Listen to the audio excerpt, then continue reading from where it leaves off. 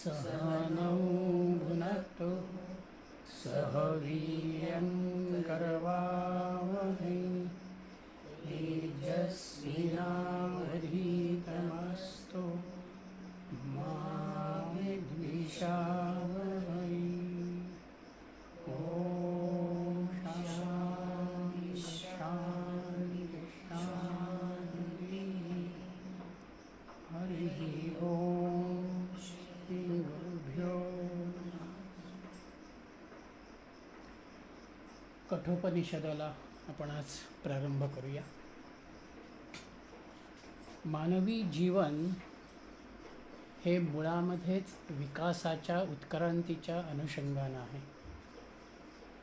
आत्ताच्या असलेल्या माझ्या स्थितीमधून मी हळूहळू उत्क्रांत होत जाणं हा मानवी जीवनाचा प्रधान हेतू आहे आणि त्याला अनुलक्षून आपण दैनंदिन आचार विचारांचा भाग, ती जीवन पद्धती आपल्यामध्ये समोर ठेवतो। आत्म्याचं दर्शन मला जर घडायचं असेल किंवा तो अनुभव मला प्राप्त करायचा असेल तर मला तिथे चित्ताची शुद्धी अत्यंत आवश्यक आहे। एखाद्या धार्मिक कार्यासाठी जसं आपण आपली वास्तू किंवा ती जागा स्वच्छ करतो, तशाच पद्धतीनं आत्म्याच्या अनुभवासाठी माझं अंतःकरणही विकारमुक्त असणं अत्यंत महत्त्वाचं आहे। म्हणून या कठोपनिषदातली म्हटली तर घटना अत्यंत साधी सरळ आहे, पण त्याचबरोबर तिच्यामध्ये एक फार मोठा आशय ज्याला म्हणावा तो आशय घन भागही त्या ठिकाणी। मृत्यू म्हणजे नक्की काय आणि मृत्यूनंतर काय होतं ही प्रत्येक माणसाला उत्सुकता आहे किंवा उत्कंठा आहे। आणि मृत्यूनंतर काय काय होतं हे आमच्या ग्रंथांनी पुराणांनी मांडलेलं आहे, पण खरंच तसं काही असतं का हे मृत झालेली व्यक्ती काही पुन्हा आपल्याला सांगायला येत नाही। पण ज्या वेळेला काही एक विचार हा कशा रीतीनं घ्यावा करावा ही भूमिका समोर येते, त्यावेळेलाच त्याचा अनुभव हा पुढे येतो। म्हणून इथे अमरत्वाच्या अनुषंगानं जीवनाकडे बघण्याचा असलेला जो दृष्टिकोन, तो दृष्टिकोन यमधर्मांनी नचिकेतासमोर ठेवलेला आहे। सुरुवातीला त्यांनी पूर्णपणानं नकारात्मक भूमिका बरीच ठेवलेली आहे, पण तो ज्या वेळेला मला याच्याशिवाय बाकी काहीच नको हेच मला जाणून घ्यायचं आहे, त्यावेळेला यमधर्मांनी त्याला जीवनाचं सूत्र म्हणा किंवा खरोखर मला मृत्यूनंतर काय अनुभवायचं आहे हा विचार या ठिकाणी दिलेला आहे। गीतेच्या 15व्या अध्यायाचाच थोडासा भाग म्हणा किंवा तो एक विचार म्हणा हा या ठिकाणी कठोपनिषदामध्ये आपल्याला दिसून येईल। ऊर्ध्वमूलम अधःशाखम हा जो पहिला श्लोक 15व्या अध्यायाचा येतो, त्याच्याच अनुषंगानं इथे गीतेचा हा तो विचार जीवनाच्या, प्रपंचाच्या, संसाराच्या अनुषंगानं आपल्यासमोर येतो। त्याचबरोबर इथे रथाचंही त्यांनी रूपक घेतलेलं आहे।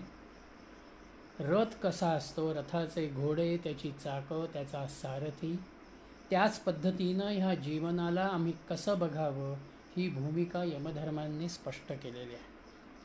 आणि हे सगळं मांडत असताना दुःखाचं आपलं मूळ जर कुठलं असेल तर आपल्या प्रत्येकाच्या दुःखाचं मूळ हे आपल्या अविद्येशी निगडीत आहे।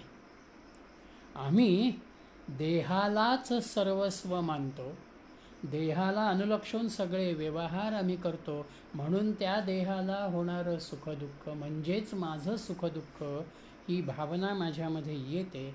म्हणून ती अविद्या किंवा ते जे अज्ञान आहे हेच मुळात आपल्याला दूर करायचं आहे। आणि ते दूर करत असताना ज्या ज्ञानाचा मी विचार करणार आहे ते ज्ञान कसं आहे, तर त्या ज्ञानाचा एक भाग असा की जो स्वामी तपोवन महाराजांनी त्यांच्या चिंतनामध्ये दिलेला आहे। चिन्मयानंदांचे गुरु, मी आत्मा असून सदा प्रकाशी नित्य शाश्वत शुद्ध जाणीव तत्व आहे। बौद्धिक विचाराने आणि विवेकाने आत्म्याला तसे समजणे आणि त्याचे स्पष्ट आकलन आणि साक्षात्काराने स्वानुभूती घेणे म्हणजे ज्ञान. आत्मज्ञानाचा फार मोठा विचार किंवा त्याचं एक सुलभीकरण ज्याला म्हणता येईल तो विचार इथे आहे. मुळात मी कोण आहे? मला प्राप्त झालेलं जे नाव लौकिकानं व्यवहारानं तो म्हणजे मी नाही. मी जर कोणी असेल तर मी शुद्ध आत्मा आहे की ज्या आत्म्याचा धर्म प्रकाशाशी, नित्यत्वाशी, शुद्ध जाणीव तत्वाशी निगडित आहे.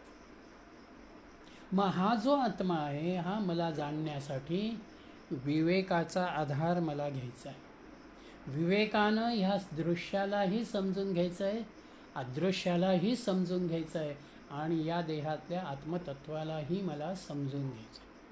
हे समजून घेणारी भूमिका ज्या वेळेला माझ्यामध्ये येते आणि माझा जगाकडे बघण्याचा दृष्टिकोन, जीवनामध्ये आलेल्या अनुभवांकडे बघण्याचा दृष्टिकोन हा ज्या वेळेला बदलतो त्यावेळेला एक प्रकारची साक्षात्काराची, स्वानुभवाची भूमिका ही त्या ठिकाणी येते आणि तिथून पुढे मी अत्यंत शांत, आनंदी किंवा प्रसन्न राहण्याचा भाव माझ्यामध्ये येतो. म्हणून इथे असं म्हटलेलं आहे की आपल्या प्रत्येकाची अवस्था समोदते मोदनीयम ही लब्ध्वा. आम्ही आनंदमय आत्म्याचेच स्वरूप आहोत म्हणून त्याला प्राप्त करून घेत आम्हाला सुखी व्हायचं आहे. म्हणून आपल्याकडे उपनिषदांनी वारंवार आम्हाला हा विचार दिला की उत्तिष्ठ जाग्रत प्राप्त निबोध वरान. तुम्ही उठा, जागे व्हा, स्वतःच्या विषयी, आत्म्याच्या विषयी, मीपणाच्या भावनेविषयी जागे व्हा आणि खऱ्या आनंदाला तुम्ही प्राप्त करून घ्या. म्हणून एक प्रकारानं आत्मस्वरूपाची असणारी जी अखंड जाणीव आहे ही अखंड जाणीव आपल्या प्रत्येकामध्ये एखाद्या गंगेच्या ओघासारखी निरंतर आहे. ती अमुक एका वयामध्ये येते आणि अमुक एका वयामध्ये नसते असं नाही. ती जाणीव मला अखंड आहे. म्हणून निसर्गदत्त महाराजांना एकाने प्रश्न असा केलेला होता की या भूमिकेपर्यंत, या अवस्थेपर्यंत आपण कसे आलात? तेव्हा निसर्गदत्त महाराज म्हणाले की माझ्या गुरूंनी मला फक्त एकच वाक्य सांगितलं, तू ब्रह्म आहेस.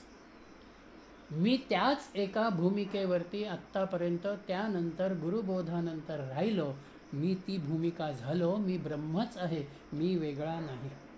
म्हणून आपल्यामधल्या मूळ स्वरूपाची, आनंद स्वरूपाची, ब्रह्मस्वरूपाची जाणीव ही मला ज्या वेळेला होते त्यावेळेला आपण खऱ्या अर्थानं आनंदाकडे वळतो. म्हणून त्या मेंढ्यांच्या कळपात शिरलेला सिंहाचा छावा ती गोष्ट आपल्या परिचयाची आहे. तो मेंढ्यांच्या कळपामध्येच राहतो म्हणून त्याला असं वाटतं की मी पण मेंढाच आहे. पण ज्या वेळेला पाण्यामध्ये तो स्वतःचं प्रतिबिंब बघतो आणि त्याला जाणीव होते की अरे मी मेंढा नाही, मी सिंह आहे, त्यावेळेला तो सिंहाची डरकाळी फोडतो आणि आपोआप ते मेंढरं बाजूला होतात आणि तो स्वतंत्रतेनं पुढे निघून जातो. आम्हाला तेच करायचं आहे.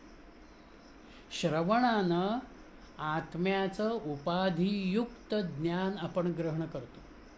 मग ते सत्संगामधनं श्रवण करणं असेल, ग्रंथाच्या वाचनामधून करणं असेल, श्रवणामध्ये आम्ही पूर्णपणानं त्या भूमिकेपर्यंत जाऊ शकत नाही किंवा ती आम्हाला आत्मसात होत नाही. आम्हाला ते आवडतं किंवा मला खरोखर हे जाणून घ्यायचं आहे, ही जिज्ञासा तिथे येते. म्हणून श्रवणामधून मी माझं मन त्या आत्मतत्वाच्या अनुषंगानं एकाग्र करायला लागलो, शांत करायला लागलो. त्या विचारांच्या अनुषंगानं श्रद्धा माझ्यामध्ये निर्माण झाली की आपोआप मी परिपूर्ण ज्ञानाकडे येतो, त्या एका अनुभूतीकडे येतो. आणि त्या अनुभूतीसाठी आपल्याला जर खरी गरज असेल तर ती वैराग्याची गरज आहे. वैराग्य याचा अर्थ केवळ मी असलेलं सगळं सोडणं नाही किंवा आहे या ठिकाणून मी अन्यत्र कुठेतरी जाऊन एकटा बसणं म्हणजे मी वैराग्य स्वीकारलं असं नाही. वैराग्यामध्ये मी माझ्यामधल्या कामनांचा माझ्यामधल्या संकल्पांचा पूर्णपणानं नाश करणं आहे किंवा त्याच्याविषयीचा विचार मी निर्माण न करणं आहे. नचिकेत इथे वैराग्यानं परिपूर्ण आहे.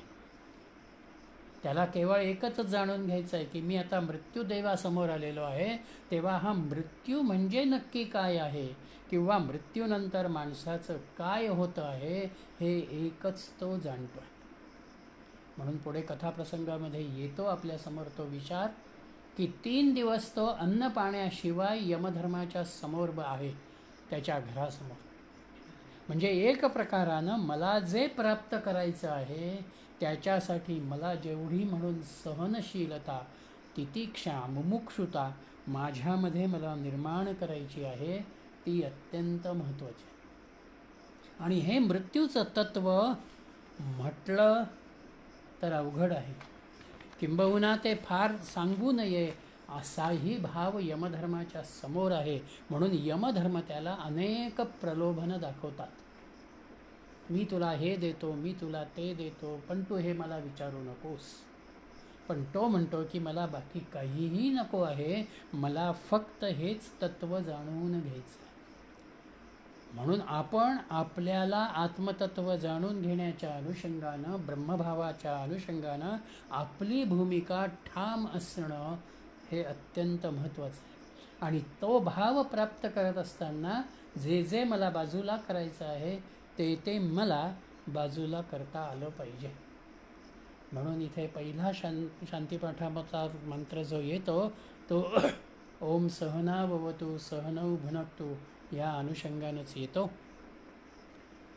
आपल्या दोघांचं म्हणजेच गुरु आणि शिष्यांचं रक्षण व्हावं, दोघांनीही ज्ञानाचा उपभोग घ्यावा आणि यासाठी आपण दोघेही एकत्रित प्रयत्न करू हा भाव या संपूर्ण प्रार्थनेमध्ये आहे.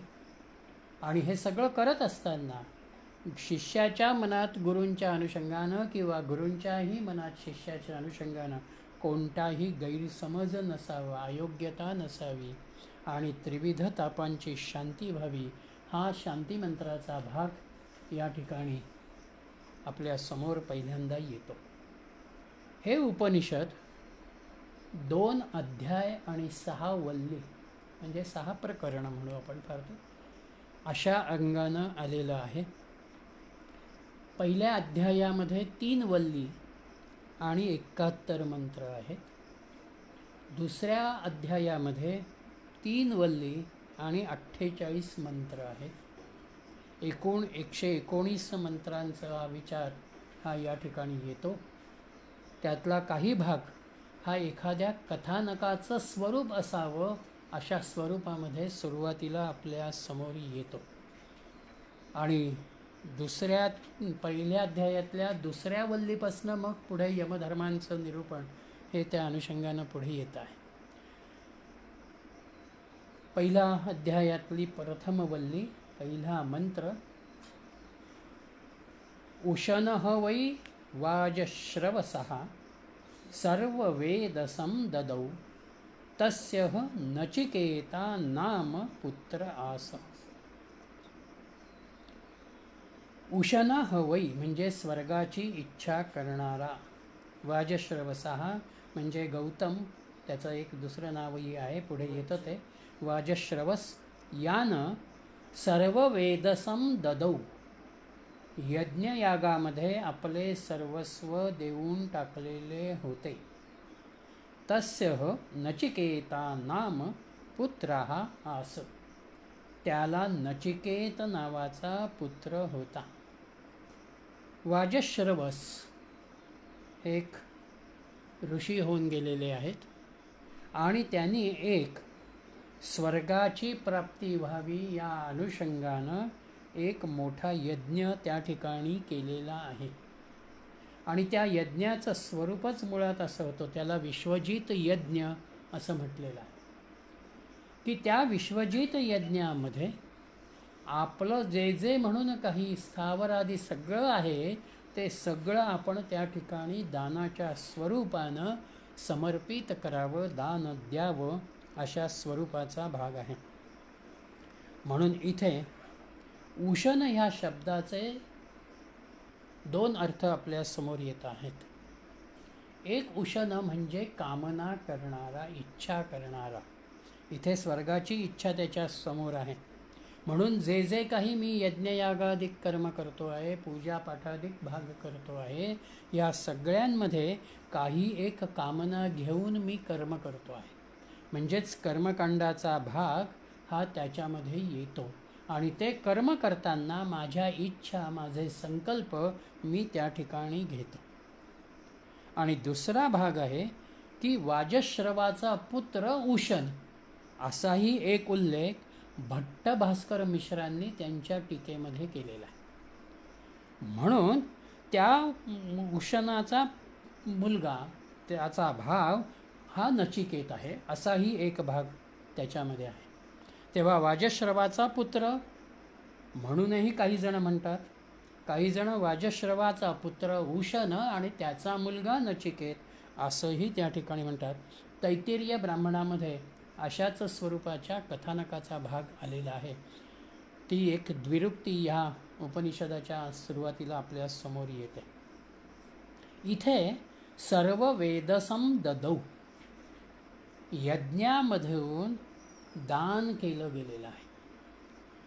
आणि दान म्हणजे आपल्याकडे ही भूमिका आहे की मी जे जे काही दान करेन, मग त्याच्यामध्ये धन असेल, सुवर्ण रजत अधिक भाग असेल, किंवा भूमी असेल, वस्त्र असेल, ज्ञान असेल, वस्तू असतील किंवा धान्य असेल, कोणत्याही स्वरूपाचं दान करताना त्या दानामध्ये निरपेक्ष भावना असायला हवी. मी हे दान केलं म्हणून त्याची परतफेड मला अमुक स्वरूपामध्ये मिळावी असा भाव दानामध्ये नसावा. म्हणून इथे सर्व वेदसम ददौ, सगळं दान त्यानं त्या ठिकाणी केलं आहे. म्हणून दानाचा एक विचार ह्या उपनिषदानं आमच्या समोर ठेवलेला आहे की दान कसं असावं. ते दान करत असताना हा नचिकेत 9 वर्षाचा आहे, तो ते सगळं बघतो आहे. म्हणून त्यांनी दुसऱ्या मंत्रामध्ये असं म्हटलं, तम ह कुमारम संतम दक्षिणासु नियमानासु श्रद्धा आविवेश सोमन्यत.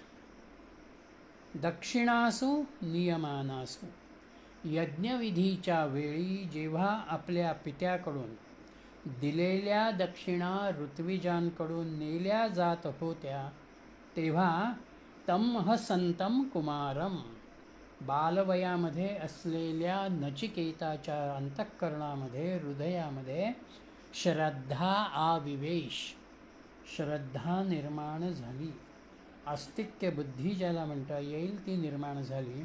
आणि सहा अमन्यत, आणि त्यानं विचार केला. विश्वजित यज्ञ जो आहे, हा विश्वजित यज्ञ समग्र पुरुषार्थांना संपन्न करणारा यज्ञ आहे. आणि असा हा यज्ञ वडील करता आहेत आणि त्या यज्ञाच्या निमित्तानं ऋत्विजांना, पुरोहितांना, ब्राह्मणांना ते भरपूर दान करत आहेत. हे सगळं त्यांना बघितल्यानंतर घराण्याचा संस्कार म्हणा, यापूर्वीही अशा स्वरूपाच्या यज्ञाला अनुलक्षून त्यांना बघितलेलं असेल म्हणा, एक प्रकारची सुसंस्कृतता आणि संस्कार संपन्नता नचिकेताच्या ठिकाणी आहे. आणि म्हणून त्याच्यामध्ये श्रद्धा निर्माण झालेली आहे की आपले वडील हे जे काही कर्म करता आहेत, त्या कर्माला अनुलक्षून तो त्याच्यावरती विचार करतो आहे. श्रद्धा म्हणजे शंकराचार्यांनी म्हटल्याप्रमाणे गुरुवचनांवरती, श्रुतिग्रंथांच्या शिकवणीवरती केला गेलेला नितांत आदर, त्यांचा स्वीकार. म्हणून स्वतःच्या आत्मतत्वाचा आदेश ज्याला म्हणता येईल, ती भावना ज्याला म्हणता येईल, ती भावना म्हणजेच आमच्यामधली अविचल श्रद्धा. आपण म्हणतो माझा आतला आवाज मला असं सांगतो आहे, आणि आपण त्याप्रमाणे पुढे जातो. हा श्रद्धेचा विचार आहे.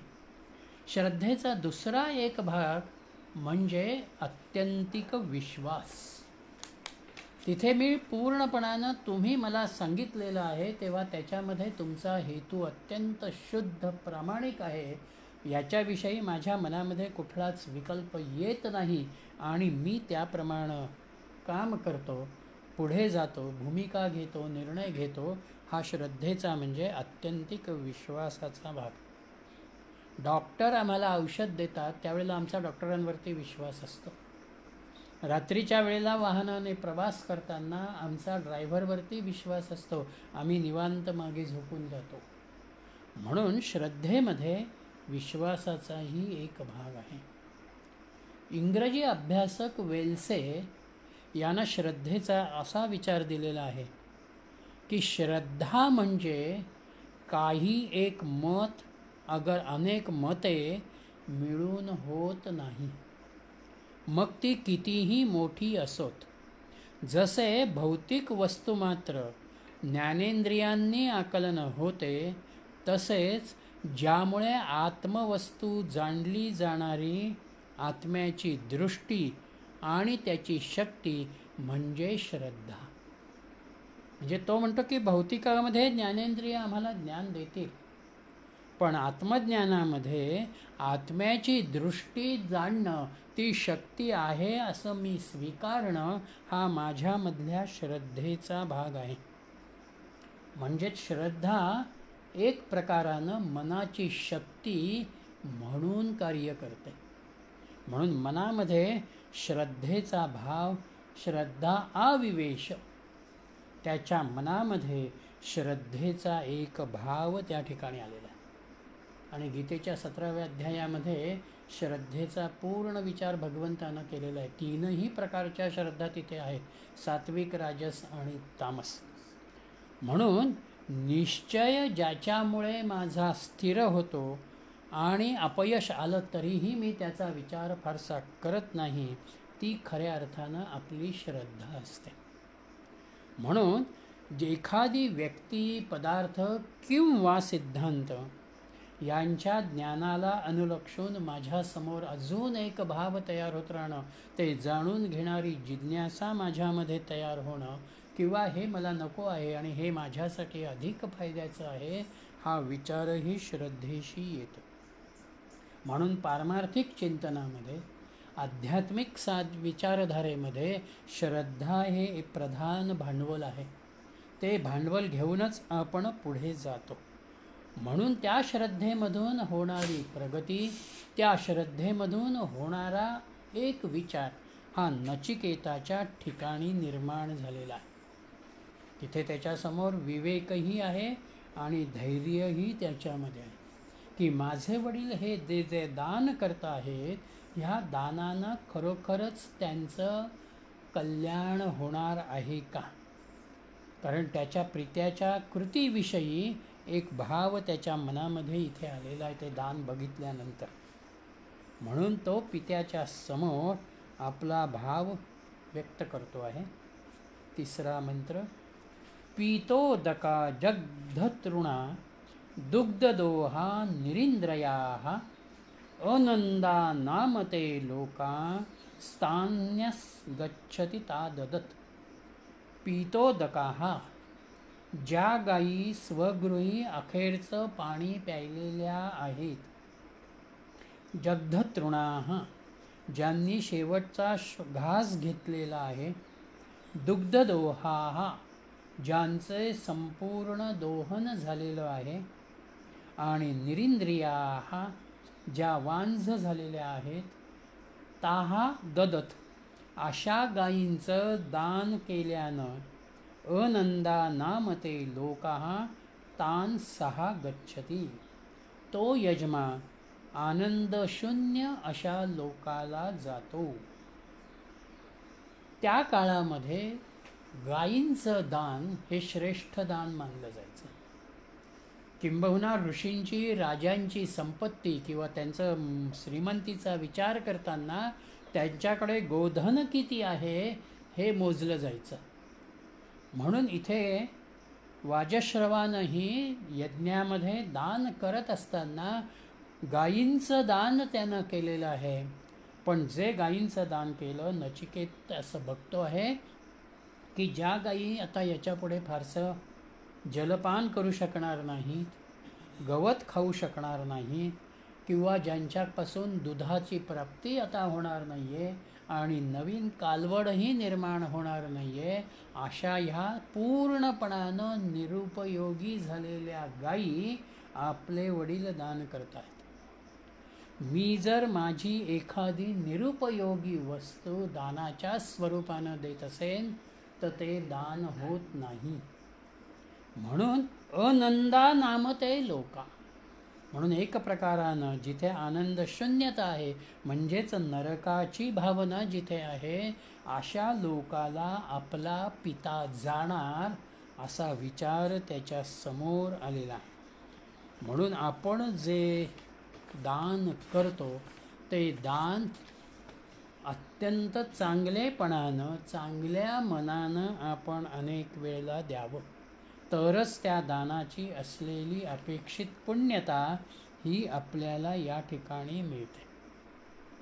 आणि म्हणून पित्याला तो नंतर प्रश्न करतो आहे 4थ्या मंत्रात, स होवाच पितरम तत्कस्मै माम दास्यति द्वितीयं तृतीयं तम होवाच मृत्युत्वे त्वाम ददाम इति.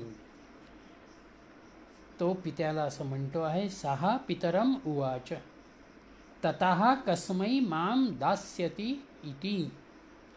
तुम्ही मला कोणाला दान देणार आहात? तम द्वितीयम तृतीयम ह उवाच. हे एकदा नाही, त्यानं 3 वेळेला म्हटलेलं आहे.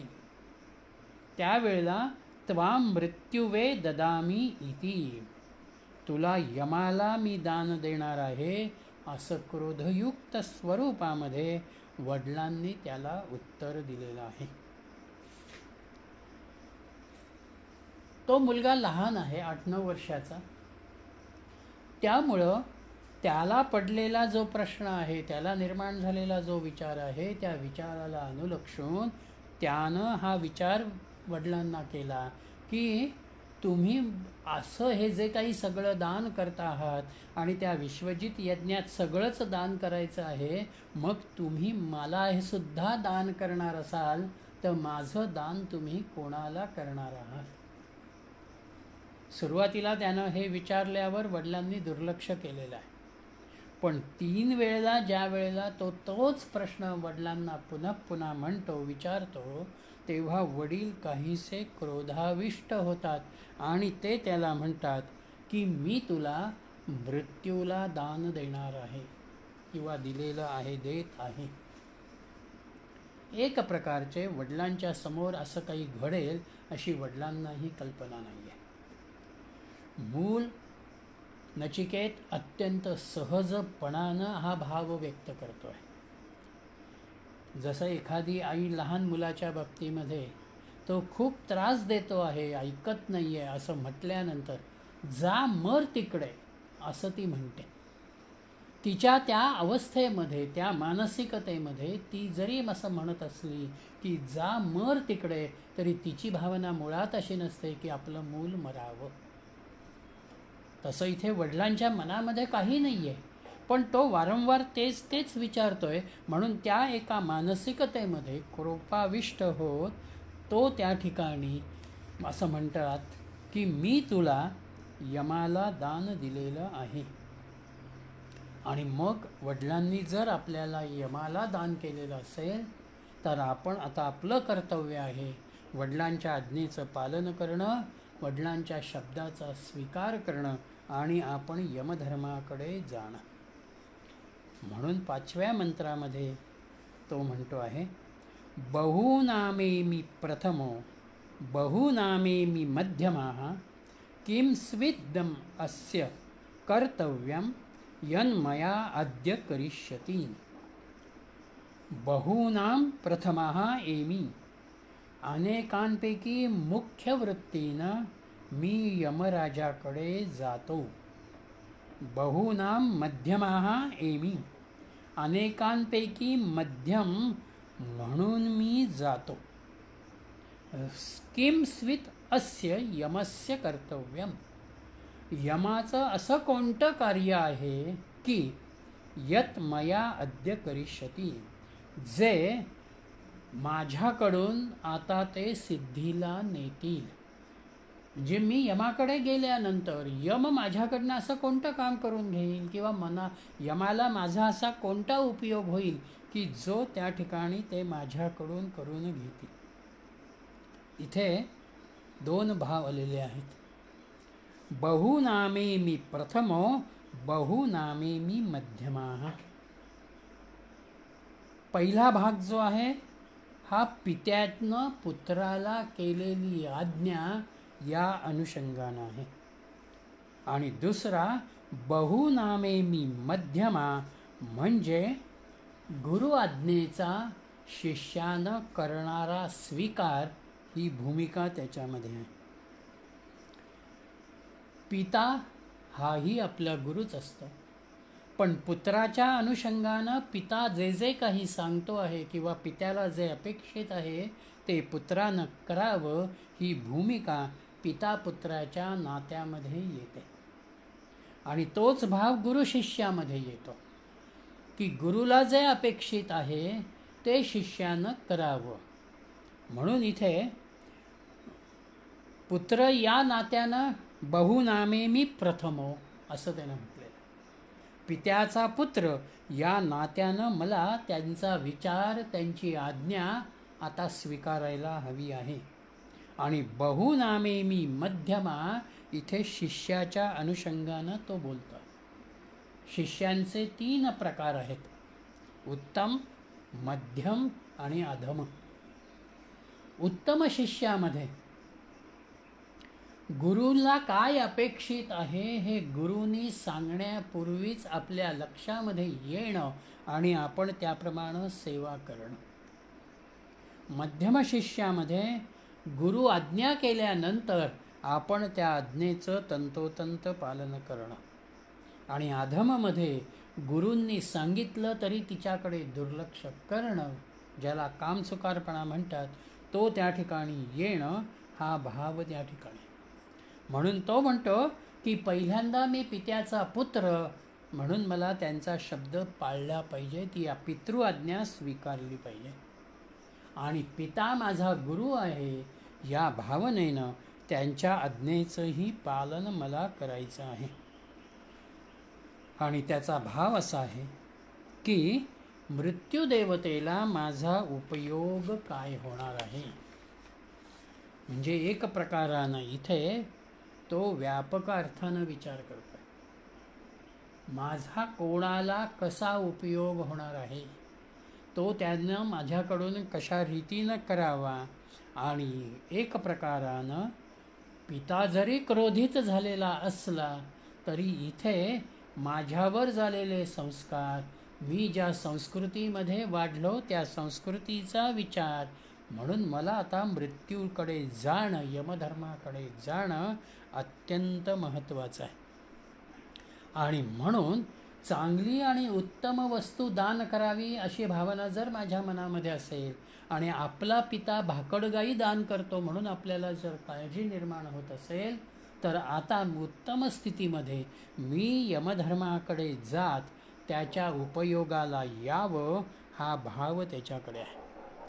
आणि म्हणून त्याचा विचार असा आहे की आपण यमधर्माकडे निघावं, त्याच्याकडे जाऊन त्याला विचारावं की तुला माझा उपयोग काय आहे. म्हणून एक प्रकारानं इथे हा 5वा मंत्र आणि पुढे येणारा 6वा मंत्र, मॅक्स मुलरनं असं म्हटलेलं आहे की या दोनही मंत्रांमधून नचिकेतानं जीवनाच्या क्षणभंगुरतेकडे आम्हाला लक्ष वेधायला सांगितलेलं आहे. जीवनाची क्षणभंगुरता ही प्रत्येकाच्या समोर आहे. कोणीही असा नाही आहे की जो एकदा देह प्राप्त करून या ठिकाणी आला तो तशाच स्थितीमध्ये कायम राहिला. म्हणजे यमाकडे जाणं प्रत्येकालाच अनिवार्य आहे. ते जात असताना मी जर माझ्या सजग बुद्धीनं त्याच्याकडे गेलो तर कदाचित तो यमधर्म मला त्या ठिकाणी अधिक चांगल्या रीतीनं स्वीकारेल किंवा त्याचं जीवन मला त्या ठिकाणी कळेल. म्हणून 6व्या मंत्रामध्ये त्यानं असं म्हटलेलं आहे, अनुपश्य यथा पूर्वे प्रतिपश्य तथा परे सस्यमिव मर्त्याः पच्यते सस्यमिवा अजायते पुनः. पूर्वे यथा अतिक्रांताः अनुपश्य. आपल्या पूर्वजांनी कसं वर्तन केलेलं आहे ते आपण आठवावं. तथा वर्तन्ते तान अपरे प्रतिपश्य. त्याचप्रमाणे वर्तमानकालीन कसे आचरण करतात ते सुद्धा बघावं. मर्त्याः सत्स्यम इव मर्त्याः पच्यन्ते. मर्त्य मानव शेतातील धान्याप्रमाणे नाश पावतो. सस्यम इव पुन्हा आजायते. आणि धान्याप्रमाणेच तो पुन्हा जन्माला येतो. जीवनामधल्या निर्णायक भूमिकेकडे जाताना आपल्यामध्ये काय असावं हे सूत्र इथे नचिकेत आमच्या समोर ठेवतो आहे. वडिलांनी मला मृत्यूला दान केलेलं आहे आणि आता मला मृत्यूसमोर जायचं आहे. तेव्हा वडिलांच्या या निर्णयाला, वडिलांच्या या आज्ञेला मी कशा रीतीनं बघावं हा भाव नचिकेताच्या समोर आहे. आणि दुसरा एक विचार या उपनिषदानं आमच्या समोर मांडला तो म्हणजे पुनर्जन्म. इथे ते उदाहरण धान्याचं त्या अनुषंगानं त्यांनी आम्हाला दिलं. मला प्राप्त होणारं जे जीवन आहे हे जीवन माझ्या गतकर्माचा परिणाम आहे. म्हणून कोणताही निर्णय घेताना आपण काय करतो, अरे यापूर्वी असा निर्णय घेताना जर कोणी काही उदाहरण आपल्या समोर असेल तर त्यानं कसा निर्णय घेतला किंवा त्याची भूमिका काय होती ते आपण समजून घेतो. आणि आत्ताच्या परिस्थितीमध्ये हा निर्णय घेताना मला काय अनुभवाला येऊ शकतं हेही आपण बघतो. तसं इथे मृत्यूच्या अनुषंगानं वर्तमान जीवन माझं जे काही आत्ताचं आहे ते भूतकाळातून आलेलं आहे आणि त्याचबरोबर भविष्यकाळाशीही ते पुढे कर्मातून जोडलं जाणार आहे. म्हणून वर्तमान जीवन म्हणजेच आत्म्याचं जीवन जे आहे हे मला शाश्वततेच्या अनुषंगानं बघता आलं पाहिजे. मी शाश्वताचा विचार वर्तमान जीवनामध्ये करायला शिकलं पाहिजे. ते का शिकायचं तर धान्याचा दृष्टांत त्यांनी दिला. आम्ही धान्य पेरतो त्याप्रमाणे ते निर्माण होतं. त्या धान्याचा आपण उपयोग करतो म्हणजे ते नाश पावतं आणि पुन्हा ते धान्य तिथून नव्यानं निर्माण होतं. कांदा सडला, गहू भिजला म्हणजे एक प्रकारानं निर्मितीही झाली आणि त्याचं पुन्हा वेगळं रूपांतरही झालं. व्यक्तिजीवन म्हणा, व्यष्टी जीवन म्हणा हे नेहमीच क्षणभंगूर आहे, ते नित्य नाही. म्हणून धर्म आणि अधर्म, योग्य आणि अयोग्य यांचा विवेकी विचार हा माझ्या व्यष्टी जीवनामध्ये माझ्या समोर नित्य असायला हवा. आणि तो करताना मी काय करायला हवं आहे, दोन भाव माझ्या समोर येतील. अनुपश्य यथा पूर्वे म्हणजे आजपर्यंत माझे वाडवडील कसे वागलेले आहेत, त्यांनी काय जीवनप्रणाली ठेवली, त्यांनी काय जीवनाचा विचार केला हे आम्ही समजून घेतो. आणि दुसरं प्रतिपश्य तथा परे, आमचं आत्ताचं आज कसं आचरण होत आहे हेही मला बघायचं आहे.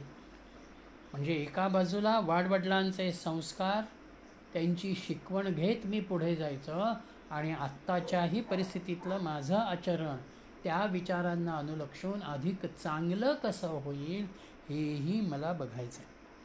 म्हणून साधक म्हणून जर माझ्या भूमिकेमध्ये मला यायचं असेल तर नचिकेताचा विचार हा माझ्यासाठी साधक म्हणून एक प्रकारानं सदाचार आणि नैतिकता यांच्याशी मला तो निगडीत करायचा.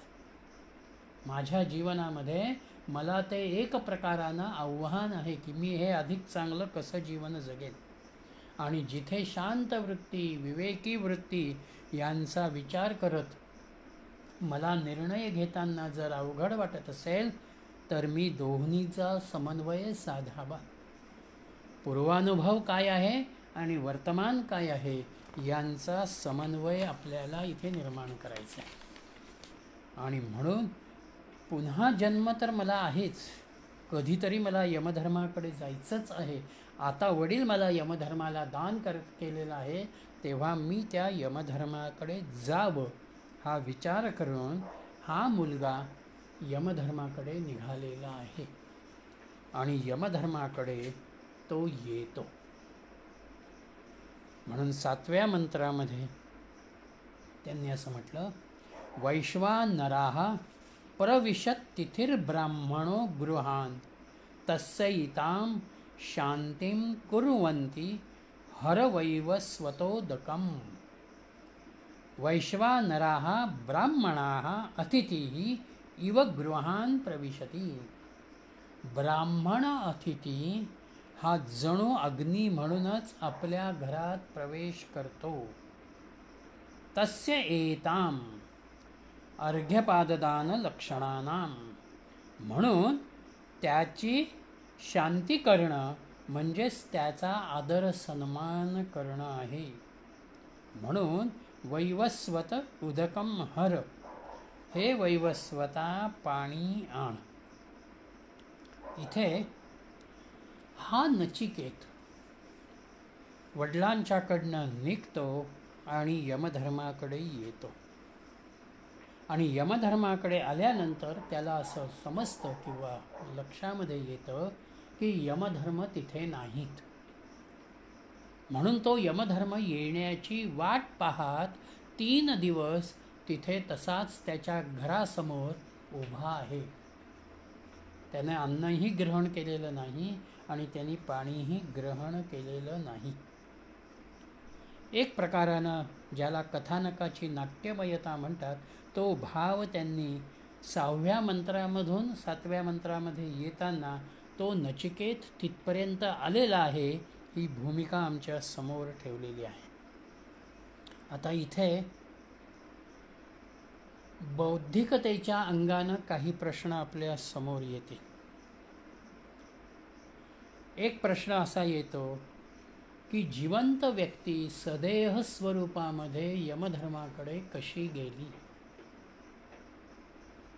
मग ती जर स्थूल देहासकट गेली तर ती कशी गेली, किंवा मग तिनं सूक्ष्म देहाचा वापर केला का, हाही भाव एक प्रकारानं तिथे समोर येईल. आणि दुसरं असं की यमधर्म नव्हता हे मान्य, पण यमधर्माचे घरचे कोणीतरी तर घरामध्ये असतील, त्यांनी त्याची दखल का घेतली नाही. चिन्मयानंद असं म्हणतात की आम्हाला इथे तत्वचिंतन बघायचं आहे. तो काय तत्वाच्या भूमिकेतून यमाकडे जातो आहे आणि यमधर्म त्याला पुढे काय तत्वचिंतन देतो आहे हे आमच्यासाठी मौल्यवान आहे. म्हणून केवळ बौद्धिकतेच्या अंगानं तो कोणत्या देहस्वरूपात गेला हा विचार करण्याचं फारसं कारण नाही.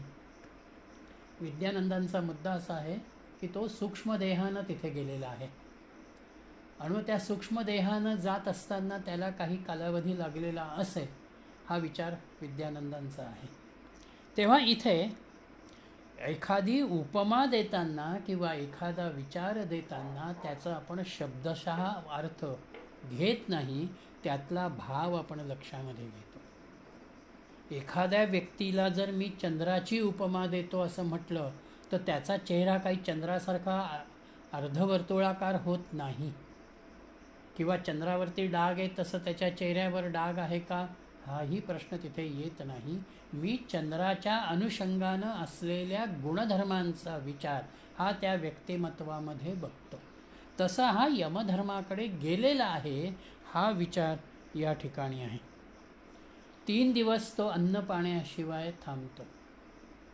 मला एखादं ध्येय साध्य करायचं असेल, तिथपर्यंत मला पोचायचं असेल, तर माझ्यामध्ये एक प्रकारची आत्मनिग्रहाची भूमिका, साधनेची भूमिका, किंवा आपण यापूर्वीही उपनिषदांचा विचार करत असताना तप हा शब्द वापरला, त्या अनुषंगानं एक प्रकारच्या तपाचरणाची बैठक ही आम्हाला आमच्यामध्ये हवं.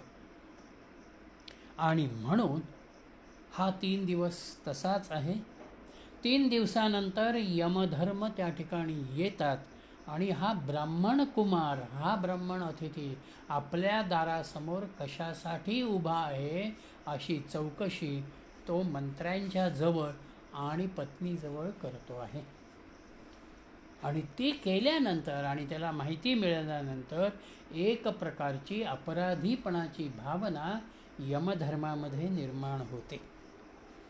कारण आपल्याकडे आलेला अतिथी हा ब्रह्मस्वरूप, नारायण स्वरूप असतो. म्हणून इथे ब्राह्मण शब्द जरी वापरलेला असला तरी केवळ वर्णाच्या अनुषंगानं ब्राह्मण एवढा भाव इथे नाही. तर जो ब्रह्माचा अनुभव घेतो आहे, ब्रह्म जाणण्याचा प्रयत्न करतो आहे, असा ब्रह्मस्वरूपाचा भाव असलेला, नारायण स्वरूप असलेली व्यक्ती ही आपल्या दारामध्ये अतिथीच्या स्वरूपामध्ये येते. त्यावेळेला ती अग्निस्वरूप असते. म्हणून वैश्वानर हा शब्द वापरलेला आहे. कारण त्या अतिथीमध्ये एक प्रकारचा तेजस्वीपणाही असतो आणि त्याचं स्वागत यथोचित जर झालं नाही, त्याचा आदर सन्मान जर झाला नाही, तर त्याच्यामधली कोपाविष्ठपणाची भावना म्हणजे दाहकतेचा, अग्नीचा धर्मही त्याच्यामध्ये आहे. म्हणून मृत्यूनंतर आपल्याकडे अग्नीचा संपर्क आहे. देहालाही आम्ही अग्नी देतो. किंबहुना काही 13-14व्या विधीमध्ये सुद्धा अग्नीचा काही एक भाग त्या ठिकाणी निर्माण होतो. म्हणजे सगळ्या मानवाच्या दृष्टीनं मृत्यूनंतरही अग्नीचं अस्तित्व, त्याचं पूजन हे त्या ठिकाणी आहे. म्हणून अतिथी पूजनामध्ये तो अतिथी ईश्वर स्वरूप आहे, तो शुचिर्भूत आहे, तो सदाचरणी आहे, तो सुसंस्कृत आहे, या भावानं त्याच्याकडे बघावं, हा भाव या ठिकाणी आहे. 3 दिवस तो थांबला याचा अर्थ असा की व्यक्तीच्या असलेल्या 3 अवस्था, जागृती, स्वप्न आणि सुषुप्ती, याच्या पलीकडे गेल्यानंतर तुर्येचा अनुभव आहे. यमधर्मानं केलेलं ज्ञान हे पुढचं ज्ञान आहे. जोपर्यंत आम्ही या 3 अवस्थांशी निगडित आहोत तोपर्यंत आम्ही इथेच आहोत, देहाच्या भावनेतून आम्ही बघणारे आहोत. दुसरा भाव म्हणजे आमच्यामधल्या 3 गुणांची शुद्धी, सत्व रज तमाची, तमातून सत्व रजामध्ये, रजातून सत्वामध्ये, आणि ते सत्वही शुद्ध होणं हा 3 दिवसाशी निगडीत असलेला भाग आहे. म्हणून काही सत्पुरुषांच्या बाबतीमध्ये, आता हल्ली काळ बदललेला आहे, माणसांच्या जवळ वेळही तेवढा नाही, म्हणून आम्ही जातो, सत्पुरुषाच्या तिथे अनुग्रह घेतो आणि परत येतो. पण काही सत्पुरुषांची कार्यपद्धती अशी असते की तुम्हाला जर अनुग्रह हवा असेल, तुम्ही 3 दिवस आधी इथे थांबा, मग 4थ्या दिवशी ते अनुग्रह देतात आणि परत 3 दिवस थांबा, म्हणजे दिलेला अनुग्रह, दिलेली साधना ही तुमच्यामध्ये स्थिर होईल, मग तुम्ही तुमच्या प्रपंच जीवनाकडे वळा. म्हणून 3 दिवसांचा हा एक भाव याच्यामधून वेगळेपणानं किंवा विचारांच्या पातळीवरती बघता येतो. म्हणून गृहस्थ जीवन, यमाचं जीवन हे गृहस्थ जीवन आहे, त्याच्यासाठी अतिथी धर्म श्रेष्ठ आहे. आणि म्हणून त्यानं आपल्या सेवकांकडनं, मंत्र्यांच्याकडनं उदक मागवलेलं आहे. पाणी मागवल्यामध्ये 2 भाग आहेत. व्यक्ती बाहेरून आली तेव्हा ती दमलेली आहे, हा भाव आमच्यामध्ये आहे, म्हणून त्याचे पाय आपण धुतो. की त्यामुळे त्याला आराम मिळावा, प्रवासाचा शीण जो आहे तो कमी व्हावा आणि स्वच्छही पाय व्हावेत म्हणून पहिल्यांदा पाय धुतले जातात. मग त्याचं आगत स्वागत जे काही आपल्याला करायचं ते आपण करतो आणि बाहेरून आलेल्या व्यक्तीला प्यायला आपण पाणी देतो. म्हणून जलाचं महत्त्व अतिथीपूजनामध्ये विशेषत्वानं आहे आणि म्हणून इथे त्यानं जल मागवलं आणि त्या मुलाचा, नचिकेताचा सन्मान ज्याला म्हणतात तो त्या ठिकाणी त्यानं केलेला आहे. आणि त्यानंतर तो म्हणतो आहे 8व्या मंत्रात, आशा प्रतीक्षे संगतान सुनृतांच इष्टापूर्ते पुत्रपशुंश्च सर्वान् एतत् वृङ्क्ते पुरुषास्य अल्पमेधसो यस्यान्नश्नन् वसति ब्राह्मणो गृहे. आशा प्रतीक्षे, ज्ञात आणि अज्ञात वस्तूंच्या अनुषंगानं असलेल्या आपल्या ज्या काही आशा आकांक्षा आहेत, संगताम सुनृतांच, त्यांच्या संयोगानं प्राप्त होणारं जे फळ आणि प्रियवाणीनं मिळणारं जे फळ आहे, इष्टापुरते पुत्रपशुंश्च सर्वान, इष्टापुरते म्हणजे यज्ञयागादिक कर्मांचं असलेलं फळ, पुत्रपशुंश्च पुत्र आणि पशुधन, एतत् वृङ्क्ते पुरुषस्य अल्पमेधसो, अल्पबुद्धी गृहस्थाच्या ठिकाणी जर अतिथीचा सन्मान झाला नाही, यस्यान् नश्नन् वसति ब्राह्मणो गृहे, जर ब्राह्मणाचा अतिथीचा सन्मान झाला नाही तर अशा गृहस्थाला अल्पबुद्धी प्राप्त होते, त्याच्या आजवरच्या यज्ञयागादिक कर्मांचं फल जे आहे तेही कमी होतं आणि पुत्रपशूंचा नाशही होतो. सर्वान एतत् वृङ्क्ते, या सगळ्यांचा नाश होतो. वृङ्क्ते म्हणजे वृंग धातू, ज्याचा कळविणे, गुंडाळणे किंवा फिरवणे असा अर्थ त्या ठिकाणी आहे. एक प्रकारानं आपलं सगळं गुंडाळलं जाणं, आपलं सगळं कमी होणं, हा भाव पुण्याच्या अनुषंगानं या ठिकाणी येतो. जर आपण आलेल्या अतिथीचा सन्मान केला नाही तर त्या ठिकाणी काय काय घडणार आहे? आशा प्रतीक्षे, आशेमध्ये स्वर्गादी फळांची आपल्यामध्ये असलेली कामना, मला काय काय मिळावं हा भाग त्या ठिकाणी येतो. आणि प्रतीक्षे म्हणजे भौतिक संपत्ती, परिवाराच्या अनुषंगानं असलेली नातीगोती, हा भाव त्या ठिकाणी येतो. आणि अल्पमेधसा म्हणजे आपली बुद्धी, जी बुद्धी अल्प होणं, ती कमी होणं, हा भाव आपल्यामध्ये अतिथीपूजनाकडे दुर्लक्ष केल्यानंतर आपल्याला अनुभवाला येतो. म्हणून जीवनाचे हे 3 स्तर नित्य आपल्या समोर आहेत. पहिल्या स्तरामध्ये माझी असलेलं घरदार, पैसाडका, नातीगोती, माझा असलेला परिवार, संतती, हा सगळा भाग एका स्तरावरती येतो.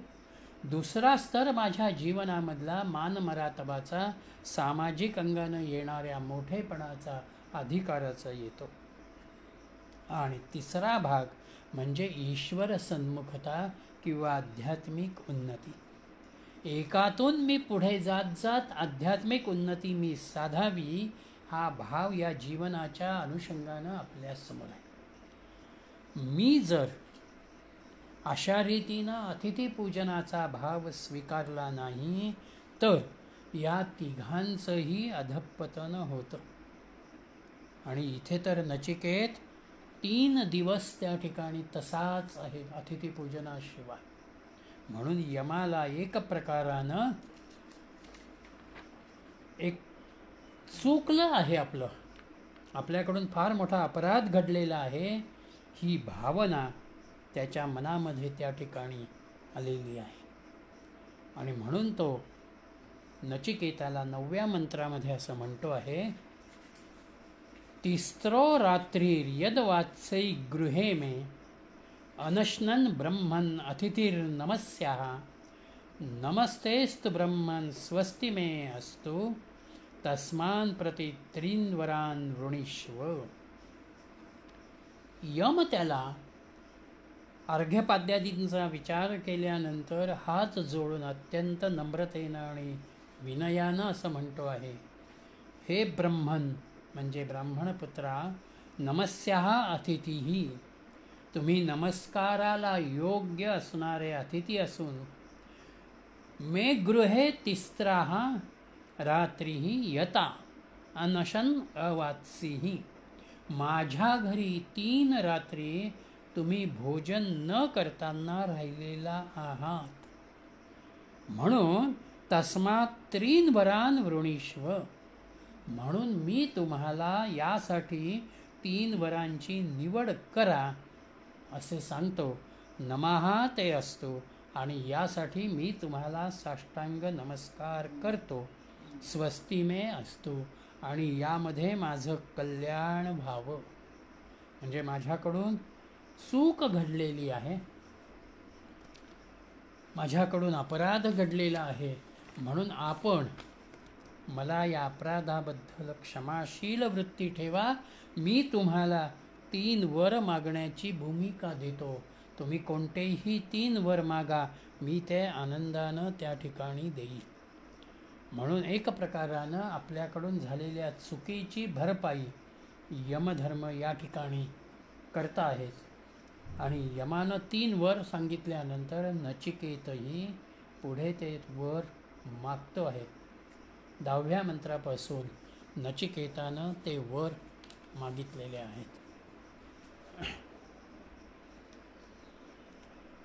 एक मुद्दा असा मांडला की नचिकेतांनी वडिलांना असं छेडलं ना, परत हो. 3दा विचारलं, कारण त्याला जे काही आतून ज्ञान होतं त्याच्यातनं त्याला लक्षात येत होतं की वडिलांच्या अशा कृतीने त्यांना स्वर्ग प्राप्ती होणार नाहीये.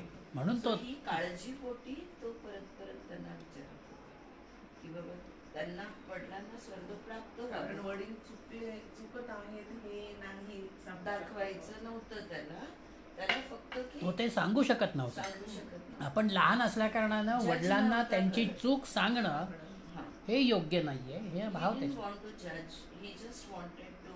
त्याला काळजी होती. काळजी. That त्यांना स्वर्ग प्राप्ती होणार नाही.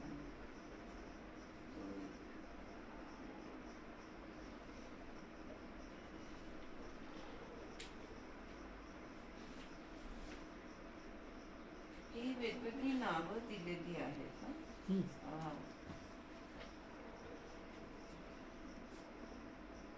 वडिलांची हो. वाजश्रवस, गौतम, अरुणी आणि उद्दालक पुढे येत आहेत ते, पुढे येतात ते. हो. म्हणजे वाजश्रवांचीच नावं. हो हो 3-4 नावाच्या अनुषंगानं तो शब्द आलेला आहे. उद्दालक पुत्र अरुणी, मग त्या अरुणीचा दत्तक पुत्र म्हणून नचिकेत, असे ते संदर्भ त्यांचे पुढे दिलेत ते घेतलेले. म्हणून ती 4 नावं तिथे येतात. जनरली अतिथी येतात आणि ज्यांना भेटायचे ते नसले की ते परत जातात. हो. त्यामुळे यमाच्या घरच्यांनी अपेक्षा केली नाही की बाबा हा परत गेलेला नसेल आणि तो तसाच उभा राहिला आणि लक्ष दिलं नाही तर तो तसंच 3 दिवस उभा राहिला.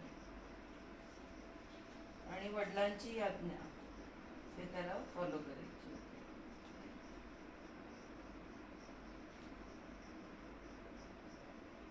हा जो 5वा मंत्र आहे त्याच्यामध्ये